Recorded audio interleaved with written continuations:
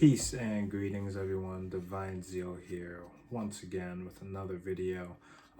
So the topic I'm going to talk about today, just getting straight to it, it is about how the U.S. government has used illegal means to gain and obtain information and evidence, once again, illegally, especially with the recent catching of the alleged killer of the UnitedHealth CEO. And whether or not that is true, this will also demonstrate how this is happening on a daily basis. So I have a whole bunch of slides. I have resources and some other links down below where you can get certain products to test out or carry out other things with such topics. And disclaimer, use at your own will. I'm not responsible for whatever you may or may not do. But under the First Amendment, I do have the right to talk about this. And there really are not many videos on YouTube about some of the technologies like base stations, private 4G, LTE, and the attacks that can be done with them, such as ISMI catchers and some of the things related to that as well. So let's take a deep dive and kind of use the recent events as a real life scenario for such security research, because that's another issue, is there's not really much research and articles and papers and videos on this stuff, and we really haven't been able to apply it to just a real world situation, because what I found that was extremely erroneous and just completely blatant illegal activity is what I believe to be a fake tip from the so-called McDonald's worker. The evidence that was acquired seemed extremely shady, which was confirmed by the lawyer, saying there was no evidence provided, because evidence probably was found, but just like how in regular day-to-day law enforcement, encroachment laws are very serious, and it matters how you piece together your evidence for an investigation, especially if it was acquired illegally or wrongfully pursued. So I believe this was also an instance, especially because he was not too far from New York, because a lot of law enforcement have more advanced Stingray, ISMI catcher, trilateration technologies than we are aware of.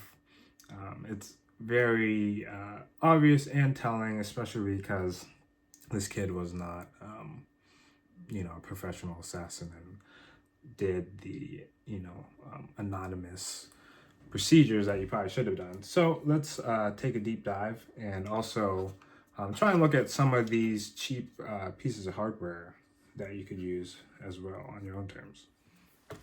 All right, so before we dive into the actual methodologies behind everything and then tie it all together, let's look at different various pieces of the puzzle. So starting from the bottom level, we have a HackRF. This is a transceiver, so it can transmit and receive. However, it is half duplex, so it could either receive or transceive at once, but it can't do both at the same time. So that does create issues with a full system. However, this is a good piece of the puzzle because it goes up to the 6 gigahertz frequencies. So that should cover all of the cell phone frequencies. However, I'll go into on later videos why this isn't good just on its own, and where this could be useful. So next, we have probably the cheapest USRP you can buy, and that is a Universal Software Radio Peripheral. Now, this is a super SDR.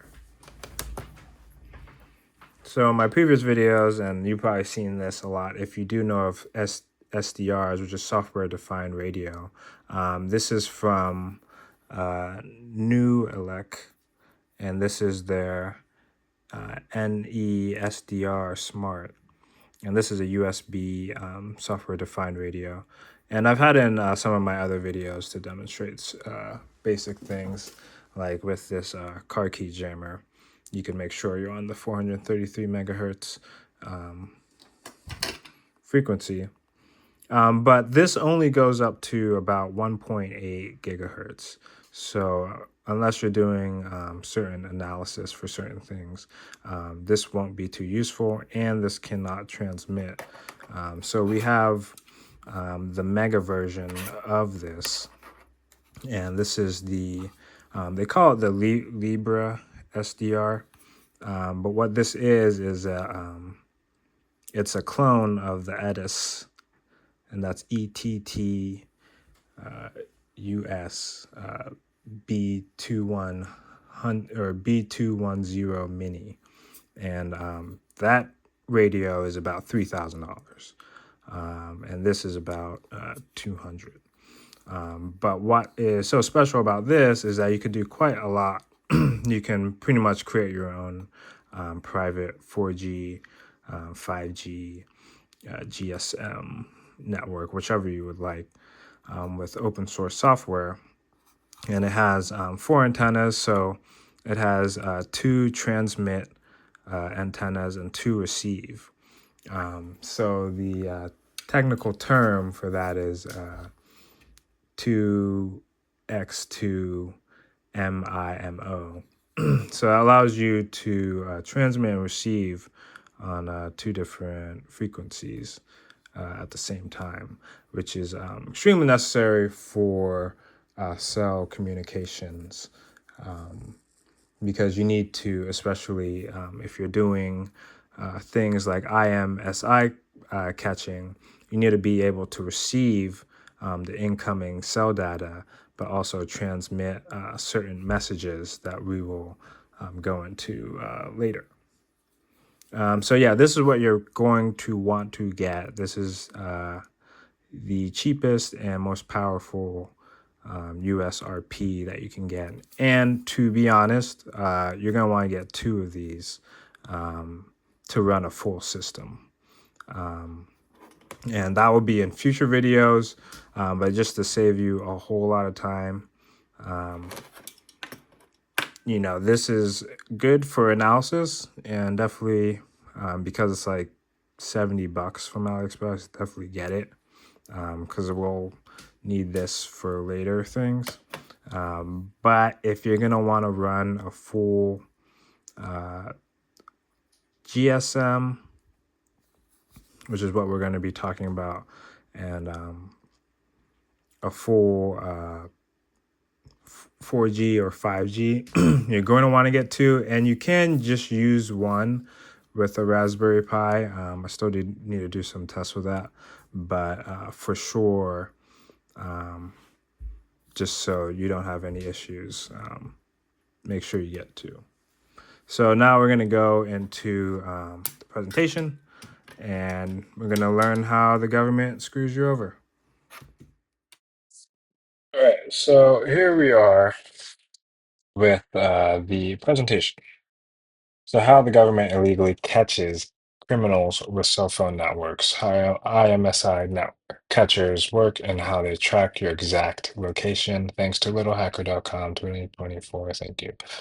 All right, so the intro. So the government uses special tools to intercept cell phone communications. This shouldn't be any surprise. We should be aware of this. But that means law enforcement, FBI, CIA, Homeland Security, NSA, there's a wide array of individuals that could be using this, and this stuff is really not that expensive. We're talking anywhere from, 3,000 to maybe $100,000 for more tactical things. Um, they go by many names. Stingray is a popular one from Harris Corp. It's the company that made the Stingray. Um, I'll show some pictures later and some resources to that. Um, Open source IMSI catchers, cell site simulator CSS. We're going to see that a lot, which lets users snoop on phone use nearby. And you can use DIY versions with some of the hardware I showed. And I'll also briefly touch upon it, certain open source software. But I'll have links and we'll be making more videos of that stuff later. So some good info to know. Cell network generation. It's a complete set of operating protocols covering everything from how cell towers are laid out geographically to how mobile phones establish a connection with a cell tower. So there's a wide array of things that happen when we're talking about cell phone architecture. Right now, we're in 4G, currently trying to phase people into 5G, but we're still on 4G, 5G as a whole in the US, and 2G has been phased out, GSM. Uh, but 4G and 5G, uh, there's quite pretty crazy architecture um, of how your signals go through all these different protocols um, and subscribing stuff just to make your calls and messages happen. Um, so GSM is what uh, this tutorial will be focused on, and that is special because it's less encrypted and easier to manipulate. And we'll show you how you can downgrade modern phones cell generation to GSM to do certain stuff. So there's a few important terms that you're going to need to be familiar with. IMSI, International Mobile Subscriber Identity, a unique number that identifies each mobile phone user. This one is very important because it's what's subscribed to your SIM card, whichever and any SIM card you get. Every single SIM card that is operating has to go through the FCC. So that is one of the greatest ways to track an individual, even if they do think they're anonymous. If the IMSI gets sniffed, then it's pretty much over. A layer of security to prevent people from eavesdropping is the TMSI, which is the temporary mobile subscriber identity. And it's randomly assigned to every mobile phone in the area. And the moment it is switched on, and it's there to support identity confidentiality. So it's another layer. It's another random number assigned, and it also rotates routinely to keep that confidentiality. So next, it's the IMEI, and that's International Mobile Equipment Identity, and that's used to identify your device. So it's kind of similar to a MAC address on, a network device or whatever, but it's assigned to your phone when it's made. So you could look on like the back, I think, of your iPhone or other devices, and it's a way to identify the phone that way. Next, we have key, and it's a secret cryptographic key stored on your SIM card to authenticate your phone to a network. There's other ways to get around that too as well. Next, we have LAC, which is location area code for GSM. Nearby cells are located into location areas, and those are identified location area codes. And for 4G, these are tracking area and tracking area codes. And these will be important later, and you can see how you can manipulate this stuff to trick the phone into giving its location. And next, important terms, BTS and CSS, they're kind of interchangeable, but it's basically a device like the hardware I showed that mimics cell towers and allows you to do other things. So, overview of the attacks, there's three main categories. There's communication interception, denial of service or DOS, and service downgrading. And obviously, the main focus, the government's main focus, location tracking. So we have first the basic IMSI catcher, and that's the International Mobile Subscriber Identifier, which records all MCs, which will say that from now on, but doesn't interact with target phones. So it's kind of just passive. It's not really meant to attack or manipulate or send malware or anything like that. So it catches the MCs by pretending to be a real BTS. So in GSM networks, a phone tries to connect to the strongest broadcasting signal, um, but the BTS now has connection to the phone and can send certain things like identity requests in which the phone responds with its IMSI. So back in the day when most older phones ran on GSM, uh, this would be really handy because if you pull up in a car or anything really, or next to someone in their house or in a certain area range, you would obviously be way closer than a cell tower and they would hop onto your GSM network. But now, since only like maybe IoT devices would naturally be on GSM. Most people on 4G or 5G, you have to do other things to now try and get that person on the GSM network. And then you can do things like sending the identity request to get the MC. So, if law enforcement, in this case, chasing after Luigi, the suspected CEO killer, if they somehow obtain the relevant MC from, let's say, operating base stations from everywhere from New York City to Western Pennsylvania, and they're in the geographical area, they can get legal process to get more data on all users in that area. So just because they're in New York, they can send out an alert to have this huge web, and some of these antennas can go quite far range, and basically just create a huge web. And imagine the MC is like an IP address, and anywhere in that huge web, the MC pops up. You can then go to, let's say, that exact city, and then contact the cell towers in the area and really hone in on that individual. So communication interception. Technically only possible in GSM, but there are workarounds, especially a lot of the research that I've done is kind of older.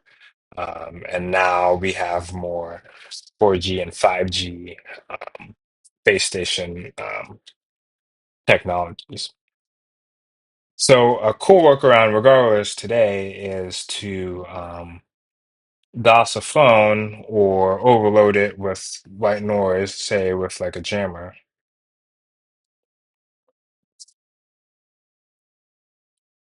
And you can use regardless what you need to use like a signal frequency generator to deny the service to the phone and cut it from having 4G and 5G, and then with your base station you force any phones to connect to GSM as well. And GSM always doesn't always require encryption. And even if there is encryption, there are ways to break that as well. And this is basically completed doing man-in-the-middle attack, similar to um, like an evil Wi-Fi twin network. And this is done by two ways, which is spoofing the authentication and dealing with that encryption if there is any. So with spoofing, the base station receives the MC via identity request it shoots out. So the base station reaches out to a legitimate cell tower for a location update request that's nearby. And these location update requests are used to update cell network about the phone's location. So the cell network asks for identification, and the base station uses the recently stolen MC. So the cell network now asks for a cryptographic challenge uh, started in the key on the SIM card, which we talked about earlier to solve. So the base station then passes this challenge over to the phone, mimicking to be the phone, which the phone has the correct MC and solves that cryptographic challenge. So now the network accepts the connection of the base station all by spoofing um, the original phone. So I have an image down here too, which will be in the slides you can find later. Um, but it kind of just breaks down how you can downgrade someone to 2G. So in GSM, phones are always scanning and searching for a tower with higher signal to connect to. And the difference with LTE, though, is it stops scanning after it gets the proper signal strength to conserve the power. So the LTE keeps track of nearest neighbor lists to quickly connect to nearby towers. And this is very important because it leaves basically, if you're understanding, like it leaves like a digital paper trail, basically, and it's just like really kind of interesting because like with Wi-Fi, you can configure so much, right? You can see the network name, you can see the network strength, you can use a gazillion tools to find, the RSSI, like the power you're currently getting from the network, and all these different details. You can configure your network. You can check info on nearby networks, their IP addresses. Um, and even do a deeper scan. But when we're talking with cell phone networks, you really don't have much data. I'll show. Later with your phone, you can type in this number to see the current um, frequency band you're on, so you can see which frequency you're on, and you can also see some other data. But that's really about it. You can't see previous um, cell phone towers that you've been connected to. Say you went on a road trip, you don't realize, but you bounce on different towers like crazy, you know.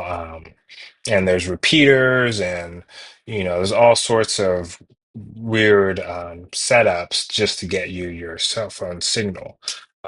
But there is a log of that stuff. Um, so there's this nearest neighbors list, more or less. So with the next location tracking attack, with the previous examples explained, this leads us to how information such as the MC can lead to precise location tracking. So location tracking by your cell provider, which your MC on your SIM card is linked to, is unavoidable.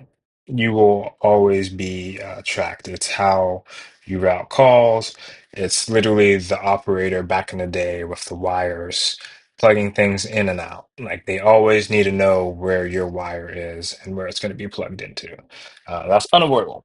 So there's threat models. available and that are being used to get your location without cell provider cooperation.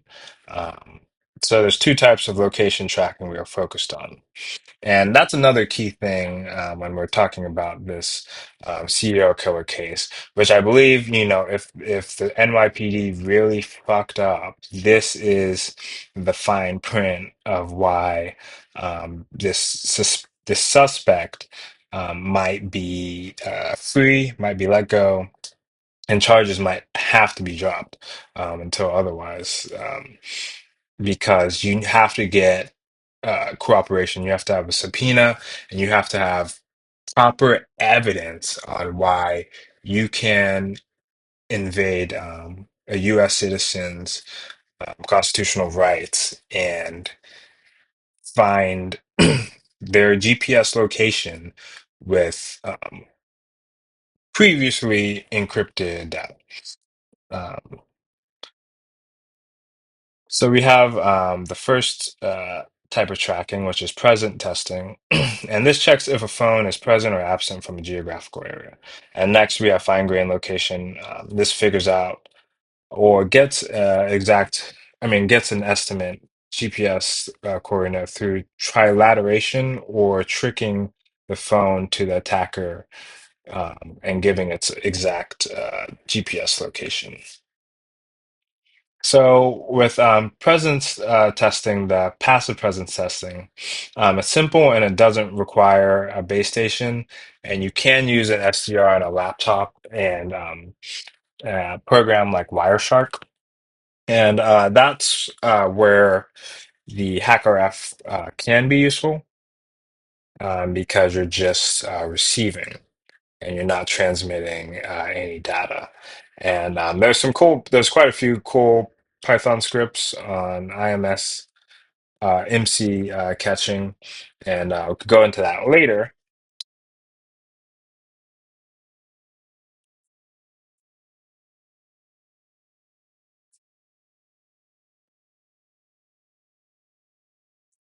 And basically, it scans certain frequencies, and the Python scripts make it a lot easier because it filters it. But you can also just use Wireshark and do some extra specific filters as well. Um, And then once you get the MC, you can move forward and try and trilaterate with other base stations. The paging model, this is an interesting model because the network sends RRC paging messages, which is radio resource control messages, when it wants to route a message to a phone, which is received by every phone in that area. So think of it as like ping when you're pinging like an IP address and you're seeing if you get a response back from that target IP. So the network waits for a specific phone to respond to the connection request of the certain MC. So these paging channels can be monitored, and the MCs and TMSIs can also be recorded. So phones periodically transmit unencrypted messages with location data that can be intercepted. And that's really important because it doesn't matter if you're using a burner phone, it doesn't matter if you're using your real phone, which, that was another piece of the evidence that wasn't explained. Like, what phone was he using? Was he using a Metro PCS or was he using an iPhone 16? He was a rich kid, so he could have had multiple phones. But once again, it doesn't matter. If somehow, some way, they could trace the cameras back to when you bought the phone and contact and get that IMEI or get the IMSI. It doesn't really matter because once the phone transmits, um, the unencrypted messages with that location data, you can just ping um, from every single base station from that huge net I was talking about, where they have all these government base stations with their with their radios scanning for these MCs. That's when they can really hone in on you. So next we have semi-passive presence testing. So the attacker uses network functions in a way that they were meant to be used. So this is where um, it gets a little interesting because now if they already have certain information like your number, social media, um, email, any way they can somehow contact you without really setting you off or getting you to understand something. They could send you a spam email. It does not matter. They could send you spam text. How many times how many times do you get spam text and you think it's the feds waiting to see if you respond so they can get a ping on your location? So attacker can text the person of interest to generate a paging message being sent to their phone, but can't send malicious data to phones or towers. Um, so we have two types of these attacks, and one's basic location area test, and the other is smart paging test. So the basic location area test. So it triggers about 10 to 20 notifications to target phones via phone calls while also monitoring the RCC paging messages that are sent out. So the attacker should almost immediately hang up after initiating the call. So paging messages make it to the phone, but target doesn't get a call notification. So this would probably be sent programmatically uh, because we're talking about like just like literally milliseconds, and you would test it out on your end to understand how long the call actually needs to be initiated, because a call is no more than like a web request if you really think about it. So imagine if you typed in www.google.com, press enter, and then instantly press X, just so you sent out like a millisecond of a request, and then you're waiting to see if those RCC paging messages are emitted out. So then you check all the cell towers in that area, and then eventually the MC or the target phone that you're looking for should ping on your radar somewhere. So phone calls are high priority. So the network notifies every cell tower in the last location area the phone was in to send out the RCC paging message. So this is important because if you understand kind of more how the architecture works, um, like when someone calls you, it doesn't just like magically reach your phone. Uh, from the point where someone sends that call request, it goes over a journey of different cell towers uh, to where it reaches you. But like I said, there's a digital paper trail of all the towers you recently were at. So the frequency, in a snap, it just instantly checks all of those towers and pings them as well. So you're getting your MC is actually like littered everywhere, every time someone sends a message or a call until it reaches your exact tower. So here I kind of have an image that kind of just demonstrates that the base station sends out dozens, hundreds, thousands of messages, and then it waits for the phone to respond to that RRC message, and then beams it over to the tower.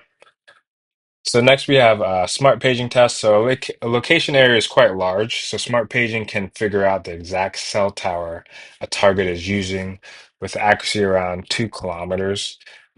General data messages like WhatsApp, Messenger, etc., are not high priority, and the network broadcast paging messages from the last tower to the phone was known to be connected to. So attacker can send out messages to various cells to find the target cell, and then verify the TMSI is being sent and RCC messages in that cell. So kind of the same premise. And once again, because we're talking about the law enforcement and the government, they could easily get from every cell tower, a cell provider in the area, any cellular activity happening in that area and compare it with their current evidence that they have. So next we have active location tracking. So getting exact GPS coordinates, the goal is to find the target's exact or close estimate coordinates. Um, so let's say an attacker has forced a target to connect to their BTS. They create an RCC connection reconfiguration command and send it to the target's phone. The target's phone initial response contains signal strengths of previous specified cell towers, which can find the phone via trilateration. Um, and it's important to understand it's trilateration instead of triangulation. Um, so it's like imagine just like circles, whole bunch of circles, and you're trying to connect them all into one point. So for newer phones and networks with support, this certain feature I have listed here. The report will also contain the phone's exact GPS coordinates, meaning no trilateration calculations are required. Yeah, so there's various different methods as you see here in this picture.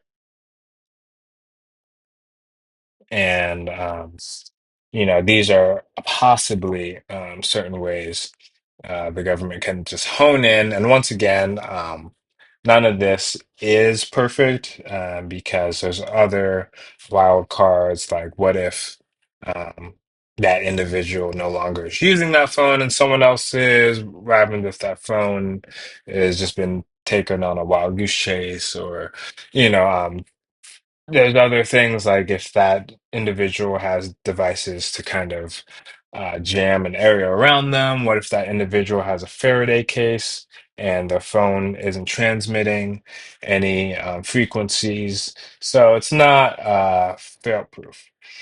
But let's look at protocol downgrade attacks. So attacker tricks target into connecting into the base station. And after that, the phone will send a tracking area update request.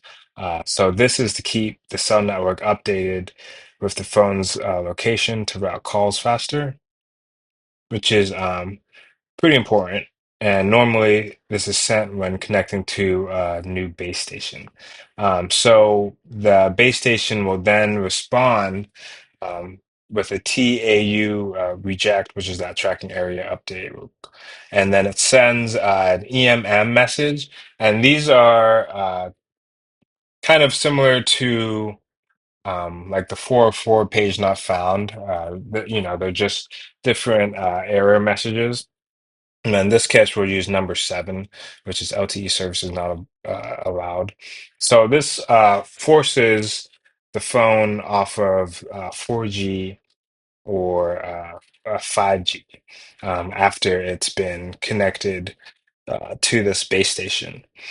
So it forces the phone to search for GSM networks, and there's also the possibility of jumping onto the attacker's network.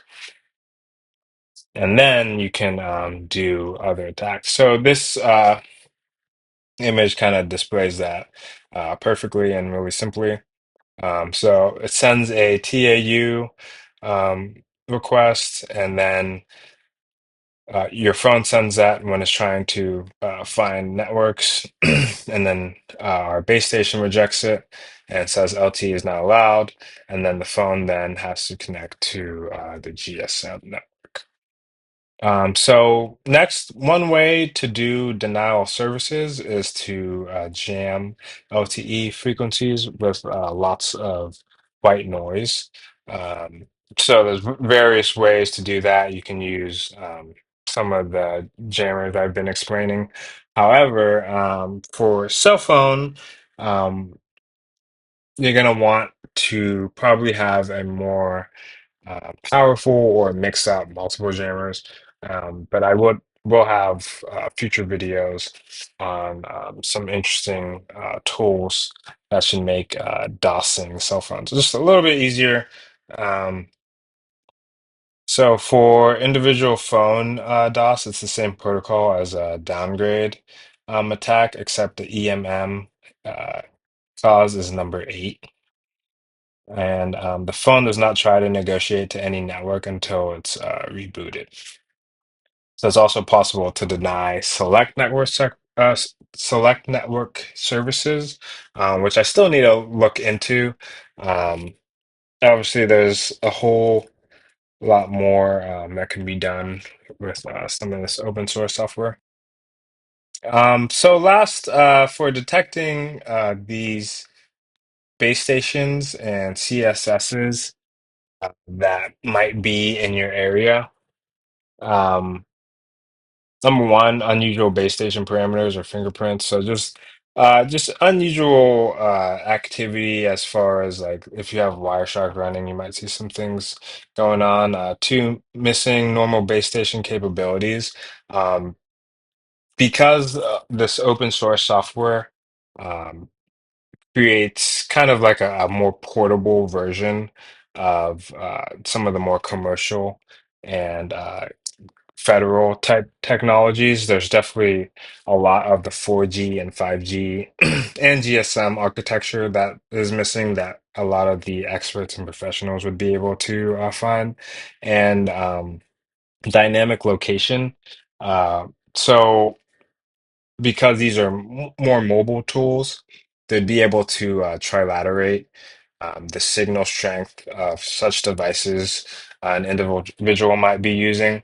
But also, these three are still extremely subjective because individuals might, like from law enforcement or other organizations, might be testing out certain devices and may also be FCC licensed. So you know you really can't be 100% sure, um, and especially because of all the noise of so many signals, especially in busier cities, it might be extremely difficult to trilaterate certain individuals using these devices, especially because they are extremely tiny. Let's say you were at an event and police found, just high amounts of weird base station type activity at a like entertainment event of sorts. You would literally have to frisk every single person, and yeah, it just becomes a little bit more tricky in those All right, cases. so that was the presentation, pretty much an intro, to give you the methodologies of exactly why, what, and how to use the next set of devices we're going to make. Um, but just something to consider. I really believe it's extremely fishy.